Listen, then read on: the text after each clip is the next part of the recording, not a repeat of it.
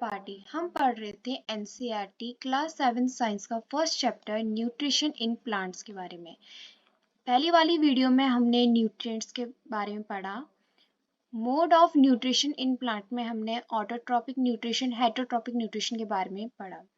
अब आते हैं हम नेक्स्ट टॉपिक में, photosynthesis food making process in plants. Photosynthesis वो प्रोसेस होता है जो कि फूड प्लांट में फूड बनने का काम करता है, उसको हम फोटोसिंथेसिस कहते हैं। जो लीव्स होता है वो फूड फैक्ट्री होती है प्लांट में। हमने ऊपर पढ़ा था ना कि प्लांट में फूड फैक्ट्री कहाँ लोकेट करती है, तो लीव्स में लोकेट करती है, उसी को हम फूड फैक्ट्री कहते हैं। Therefore all the raw material must reach the leave. इसलिए जो सारी रॉ मटेरियल होती है हमारी, वाटर, कार्बन डाइऑक्साइड, मिनरल्स, ये सारी लीव्स में जाती है। अब जो वाटर और मिनरल्स होता है वो प्रेजेंट होता है सॉइल में और उसके बाद ऑब्जर्व करता है रूट्स में, फिर वो ट्रांसपोर्ट किया जाता है लीव्स में। जो कार्बन डाइऑक्साइड होता है ये ईयर में होता है, इसको ईयर में पाया जाता है कार्बन डाइऑक्साइड। और जब ये लीव्स में जाता है तो जो लीव्स होती है उसमें बहुत टिनी पोर्स होते हैं, उसके अंदर वो कार्बन डाइऑक्साइड जाती है, प्रेजेंट होती है। These pores are surrounded by guard cell. और जो ये छोटे छोटे पोर्स होते हैं लीव्स में, इसके चारों ओर गार्ड सेल बना रहता है। सच पोर्स आर कॉल्ड स्टोमेटा। और इसी पोर्स को हम कहते हैं स्टोमेटा, जैसे कि आपको फिगर 1.2 सी में दिया गया है। ये है आपका स्टोमेटा और ये है आपका गार्ड सेल, जो कि छोटे छोटे पोर्स दिखाई दे रहे हैं आपको, इसी को कहते हैं हम गार्ड सेल। अब जो भूजो है वो जानना चाहता है कि वाटर और मिनरल्स कैसे एब्जॉर्ब किए जाते हैं रूट के द्वारा, और फिर उसके बाद लीव्स में पहुंचाया जाता है वाटर और मिनरल्स को। आगे देखते हैं क्या लिखा है। Water and minerals are transported to the leaf by vessels which run like pipe throughout the root, the stem, the branches and the leaves. जो वाटर और मिनरल्स होता है वो लीव्स में जाता है वेसल्स के द्वारा। वो एक पाइप स्ट्रक्चर में रहता है, बहुत पतला सा बना रहता है। उसी के द्वारा रूट्स में जाता है, स्टेम में जाता है, ब्रांचेस में जाता है और लीव्स में जाता है हमारा वाटर और minerals. They form a continuous path or passage for the nutrients to reach the leaf। और यही continuous path चलती रहती है और न्यूट्रिएंट्स लीफों तक पहुंचता रहता है। दे आर कॉल्ड वेसल्स और इसी को हम वेसल्स कहते हैं।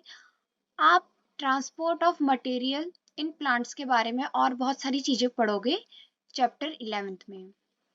अब आती है पहेली। पहेली want to know what is so special about the leaves that they can synthesize food but other part of plant cannot।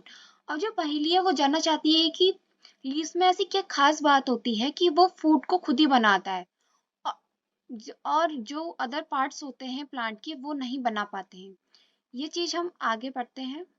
पहले हम इस टेबल को देखते हैं। ये दे रखा है हमें सेल के बारे में, सेल का डायग्राम है ये। You have seen that building are made of bricks. आपने देखा होगा जो बिल्डिंग्स होती है हमारी वो ब्रिक्स से बनी जाती है, ईंटों से। वैसे ही the bodies of living organs are made of tiny units called sales.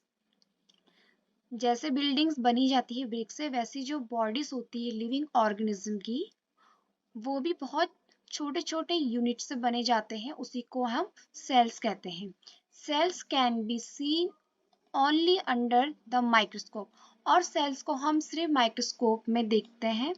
Some organism are made only one cell. और कुछ कुछ ऑर्गेनिज्म ऐसे होते कि वो सिर्फ एक ही सेल से बने जाते हैं।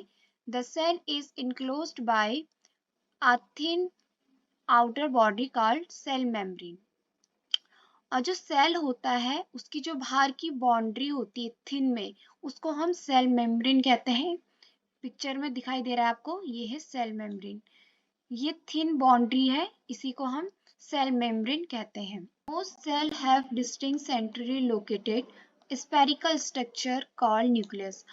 और जो सेल होता है उसके बीच में एक स्पेरिकल स्ट्रक्चर बना रहता है, उसको हम न्यूक्लियस कहते हैं। ये है न्यूक्लियस, एक स्पेरिकल स्ट्रक्चर दिखाई दे रहा है आपको यहाँ पे, उसको हम न्यूक्लियस कहते हैं। The nucleus is surrounded by a jelly like substance called cytoplasm. और जो न्यूक्लियस के चारों तरफ एक जेली टाइप का सब्सटेंस रहता है, उसको हम साइटोप्लाज्म कहते हैं। ये है आपका साइटोप्लाज्म, जो जेली लाइक सब्सटेंस होता है उसको हम साइटोप्लाज्म कहते हैं। ये आपका सेल का डायग्राम है। अगर आपको सेल की डेफिनेशन पूछी गई तो आप इसको लिखिएगा और एक डायग्राम बनाइएगा। The leaves have a green pigment called chlorophyll. जो लीव्स होती है उसमें एक ग्रीन पिगमेंट रहता है, उसको हम क्लोरोफाइल कहते हैं। It help leaves to capture the energy to the sunlight. और ये हेल्प करता है जो सनलाइट से एनर्जी आती है उसको कैप्चर करने में। This energy is used to synthesize prepare food from carbon dioxide and water. और यही एनर्जी यूज की जाती है फूड बनने में जब कार्बन डाइऑक्साइड और वाटर जाता है लीव्स में। Since the synthesise of food occur in the presence of sunlight it is called photosynthesise. इसलिए जो खाना बनता है प्लांट्स में, फूड प्रिपेयर होता है सनलाइट की प्रेजेंस में, इसी को हम फोटोसिंथेसाइज कहते हैं। फोटो का मतलब होता है लाइट और सिंथेसाइज का मतलब होता है to combine. So we find that chlorophyll, sunlight, carbon dioxide and water are necessary to carry out the process of photosynthesis. अब हमने क्या जाना इसमें कि जो क्लोरोफाइल, सनलाइट, कार्बन डाइऑक्साइड और वाटर होता है वो बहुत जरूरी होता है लीव्स के लिए, फोटोसिंथेसिस के लिए। और यही प्रोसेस होती है फोटोसिंथेसिस के लिए कि कैसे वो बनता है। It is a unique process on the earth. ये बहुत यूनिक प्रोसेस होता है हमारी अर्थ के लिए। The solar energy is captured by the leaves and store in the plant in the form of food. जो सोलर एनर्जी आती है सन से, वो वो एनर्जी कैप्चर होती है लीव्स के द्वारा और उसके बाद वो स्टोर की जाती है प्लांट्स में, तब जाके हमारा एक फूड तैयार होता है। The sun is the ultimate source of energy for all living organism. इसलिए जो सन होता है वो बहुत जरूरी होता है हमारे लिए, लिविंग ऑर्गेनिज्म के लिए, और एक सोर्स ऑफ एनर्जी होती है ये। Can you imagine life on earth in the absence of photosynthesis. क्या आप इमेजिन कर सकते हो कि अगर फोटोसिंथेसिस नहीं होगा हमारी अर्थ में तो लाइफ कैसी हो जाएगी हमारी। In the absence of photosynthesise there will not be any food. अगर फोटोसिंथेसाइज नहीं होगा धरती पे तो कोई भी फूड प्रिपेयर नहीं होगा, क्योंकि फोटोसिंथेसिस के द्वारा ही फूड बने जाते हैं प्लांट्स में। The survival of almost all living organisms directly or indirectly depended upon food made by plants. जो लिविंग ऑर्गेनिज्म होते हैं, बहुत सारे लिविंग ऑर्गेनिज्म होते हैं हमारी धरती में, वो डायरेक्टली और इनडायरेक्टली डिपेंडेंट होते हैं फूड में जो कि प्लांट से बने जाते हैं। अब फोटोसिंथेसिस ही नहीं होगा अर्थ में तो कोई प्लांट फूड को कैसे बनाएगा, कैसे हम लोग खाएंगे। तो ये डायरेक्टली और इनडायरेक्टली डिपेंडेड होता है फूड प्लांट्स के द्वारा। Beside oxygen which is essential for survival of all organism is produced during photosynthesis. अब वो बोल रहा है कि इसके अलावा जो ऑक्सीजन होता है वो बहुत जरूरी होता है हम सबके लिए, लिविंग ऑर्गेनिज्म के लिए, जब फोटोसिंथेसिस बनता है। In the absence of photosynthesis, life will be impossible on the earth. अगर फोटोसिंथेसिस ही नहीं होगा, उसकी absence हो जाएगी, तो कह सकते हैं कि लाइफ इम्पॉसिबल हो जाएगी, रहना मुश्किल हो जाएगा धरती पे। During photosynthesis, chlorophyll containing cell of leaves in the presence of sunlight use carbon dioxide and water to synthesize carbohydrate. अब वो कहना चाहता है फोटोसिंथेसिस के दौरान जो क्लोरोफाइल होता है वो लीव्स की सेल में प्रेजेंट होता है हम सनलाइट और क्लोरोफाइल की प्रेजेंस में कार्बन डाइऑक्साइड और वाटर के बीच मिक्सचर करते हैं, तब जाके हमें एक कार्बोहाइड्रेट मिलता है। यही प्रोसेस आपको नीचे दी गई है इक्वेशन। ये आपको कार्बन डाइऑक्साइड और वाटर दिया गया है, ये सनलाइट और क्लोरोफाइल की प्रेजेंस में रिएक्ट कर रहे हैं, तब हमें कार्बोहाइड्रेट और ऑक्सीजन मिल रहा है। ये आपको फिगर में कुछ डायग्राम दिए गए हैं। पहले तो लीफ दिया है, ये लीफ के अंदर का पार्ट है। फिर आपको सेक्शन ऑफ अ लीफ, ये क्लोरोफाइल दिया है। ये आपको गार्ड सेल दिया है, ये स्टोमा दिया गया है। जब हम प्रोसेस करते हैं कार्बन डाइऑक्साइड और वाटर की, तब हमें पता चलता है कि ऑक्सीजन है वो रिलीज हो रहा है, और जो लीव्स में स्टार्च प्रेजेंस हो रहा है वो इंडिकेट करता है कि इसमें फोटोसिंथेसिस है, और स्टार्च ही कार्बोहाइड्रेट होता है। जैसे कि आपको ये डायग्राम दिया गया है, डायग्राम शोइंग फोटोसिंथेसिस। जब आपको फोटोसिंथेसिस के बारे में पूछा जाएगा कि डिस्क्राइब करो, तो आप उसके बारे में लिखोगे कि फोटोसिंथेसिस क्या होता है, उसका प्रोसेस लिखोगे जो हमने पहले पढ़ा। कार्बन डाइऑक्साइड रिएक्ट हो रहा है वाटर से, तो कार्बोहाइड्रेट ऑक्सीजन मिल रहा है, साथ में आप इसका डायग्राम बनाओगे। ये सनलाइट से कार्बन डाइऑक्साइड आ रही है लीव्स में, और ऑक्सीजन बाहर जा रही है, और इसमें दिखाई दे रहा है क्लोरोफाइल इन लीव्स। लीव्स में क्लोरोफाइल होता है, और रूट के द्वारा वाटर और मिनरल्स जाया जाता है। Bujo has observed some plants with deep red, violet और brown leaves। और भूजो कह रहा है कि कुछ प्लांट्स क्या होते हैं, डीप रेड होते हैं, वायलेट होते हैं, या फिर ब्राउन लीव्स होते हैं। वो जानना चाहता है कि जो लीव्स होते हैं इन सब में भी क्या फोटोसिंथेसिस होते हैं, कि जो आपके डीप रेड, वायलेट और ब्राउन लीव्स दिए हैं उसमें फोटोसिंथेसिस है कि नहीं है। तो आते हैं हम एक्टिविटी 1.1 में। हम क्या करेंगे, 2 पॉटेड प्लांट लेंगे, 2 सेम गमले लेंगे सेम काइंड के। फिर हम उसको डार्क रूम में रख देंगे या फिर किसी ब्लैक बॉक्स में रख देंगे 72 आवर के लिए, और दूसरे को हम सनलाइट में रख देंगे। और उसमें हम आयोडीन टेस्ट करेंगे लीव्स में, जैसे कि हमने क्लास 6th में देखा था कि कैसे हमने आयोडीन टेस्ट करा था ड्रॉप डाल के। उसके बाद हम जो रिकॉर्ड भी आएगा उसको हम अपनी नोटबुक में लिखेंगे अच्छे से। Now leave the pot which was earlier kept in dark in the sunlight of 3-4 days। अब जो पहला वाला पॉट था जिसको हमने डार्क रूम में रखा था, अब उसको हम सनलाइट में लाएंगे 3-4 दिन के लिए। उसके बाद हम परफॉर्म करेंगे उसके ऊपर आयोडीन टेस्ट, उस लीव्स में ड्रॉप बाय ड्रॉप डालेंगे।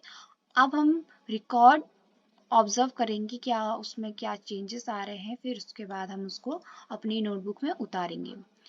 The leaves other than green also have chlorophyll. तो अब हम देखेंगे कि जो लीव्स होते हैं उसमें भी क्लोरोफाइल होता है। जो अदर लीव्स होते हैं अदर कलर के, उसमें भी क्या होता है, क्लोरोफाइल होता है। The large amount of red, brown and other pigment mask the green colour. जो ज़्यादा अमाउंट में रेड, ब्राउन होते हैं या फिर अलग कलर के पिगमेंट्स होते हैं, वो क्या करते हैं, ग्रीन कलर को ऊपर से कवर कर देते हैं, जैसे कि आपको फिगर 1.4 में दिखाई दे रहा है नीचे। Photosynthesis take place in the leaves also. तो इससे हमें टेस्ट करने के बाद पता चला है कि जो फोटोसिंथेसिस है इन अलग अलग कलरों में भी रहता है, जैसे कि आपको इस पिक्चर में दिखाई दे रहा है, इन सब में फोटोसिंथेसिस है। You often see similarly green patches in ponds or stagnant water bodies। हम सब ने क्या देखा है कि जो तालाब होते हैं या फिर रुका हुआ पानी होता है उसमें क्या होता है, ग्रीन पैचेस बने रहते हैं। These are generally formed by the growth of organisms called algae। और इसी को क्या कहते हैं, जो ग्रीन ग्रीन पैचेस बने रहते हैं पानी में, वो होते हैं ऑर्गेनिज्म। ऐसे ऑर्गेनिज्म को हम कहते हैं algae. Can you guess why algae are green in colour. क्या आप गैस कर सकते हो कि वो सारे ग्रीन कलर के क्यों होते हैं algae. They contain chlorophyll which gives them the green colour. उनमें क्या होता है, क्लोरोफाइल होता है, इसलिए वो ग्रीन कलर के होते हैं। Algae can also prepare their own food by photosynthesis. Algae भी क्या करता है, खुद ही अपना फूड को प्रिपेयर करता है फोटोसिंथेसिस के दौरान। Synthesize of plant food other than carbohydrate. अब हम पढ़ेंगे जो प्लांट्स होते हैं वो दूसरे कार्बोहाइड्रेट से कैसे खुद का फूड बना देते हैं। You have just learned that plants synthesize carbohydrate through the process of photosynthesis। आपने अभी पढ़ा जो कि प्लांट होता है वो कार्बोहाइड्रेट के द्वारा बना जाता है, उसी प्रोसेस को हम फोटोसिंथेसिस कहते हैं। और जो कार्बोहाइड्रेट होता है उसके भी कुछ टाइप्स होते हैं, जैसे कि कार्बन, हाइड्रोजन और ऑक्सीजन, ये कार्बोहाइड्रेट के आपके पार्ट्स है। These are used to synthesize other component of food such as protein and fat। जो आपने कार्बोहाइड्रेट के पार्ट्स पढ़े, कार्बन, हाइड्रोजन, ऑक्सीजन, ये तो खाना बनाने में हेल्प करते हैं प्लांट में, साथ में इसके कुछ कंपोनेंट्स होते हैं जैसे कि प्रोटीन और fat. But protein are nitrogenous substance which contain nitrogen. लेकिन जो प्रोटीन होता है उसमें क्या होता है, नाइट्रोजीनियस सब्सटेंस होता है और वो नाइट्रोजन को कंटेन करता है। From where do the plant obtain nitrogen. अब ये क्वेश्चन कर रहा है कि कहाँ से ये प्लांट में नाइट्रोजन आता है, क्या काम करता है। Recall the nitrogen is present in abundance in gaseous form in the air। और जो नाइट्रोजन होता है वो हमारी एयर में प्रेजेंट होता है, ये गैसियस फॉर्म में होता है। However, plant cannot absorb nitrogen in this form। हालांकि जो प्लांट होता है वो ऐसे एब्जॉर्ब नहीं करता है नाइट्रोजन को गैस की फॉर्म में। Soil has certain bacteria that convert gaseous nitrogen into a usable form and release it into the soil। जो soil होता है उसमें कुछ बैक्टीरिया पाए जाते हैं जो कि कन्वर्ट करते हैं गैस को, नाइट्रोजन गैस को कन्वर्ट करते हैं सॉल्युबल में, और वो बहुत यूजेबल में आ जाता है सॉइल में। मतलब जो नाइट्रोजन होता है वो प्लांट गैसेस फॉर्म में नहीं लेता है, वो सॉल्युबल फॉर्म में लेता है नाइट्रोजन को। These are absorbed by plant along with water। जब हम वाटर डालते हैं प्लांट में तब वो रूट में जाता है, तो नाइट्रोजन रूट में जाता है और वो सॉल्युबल फॉर्म में प्लांट्स में जाता है। Also you must have seen farmer adding fertilizer rich in nitrogen to soil. आपने ये भी देखा होगा जो फार्मर होते हैं वो अपने फसल में फर्टिलाइजर यूज करते हैं रिच नाइट्रोजन। रिच नाइट्रोजन का मतलब होता है जो फर्टिलाइजर यूज किया जाता है उसमें बहुत नाइट्रोजन पाया जाता है, उसको हम रिच नाइट्रोजन कहते हैं। In this way the plant fulfil their requirement of nitrogen along with other constant.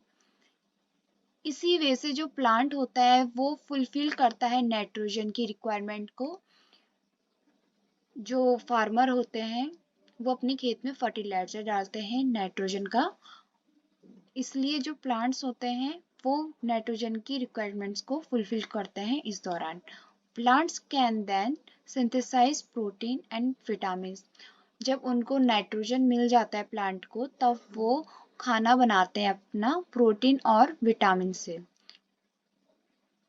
ये टॉपिक यहीं कंप्लीट होता है, आगे के टॉपिक्स हम नेक्स्ट वीडियो में पढ़ेंगे। अभी के लिए इतना ही, थैंक यू।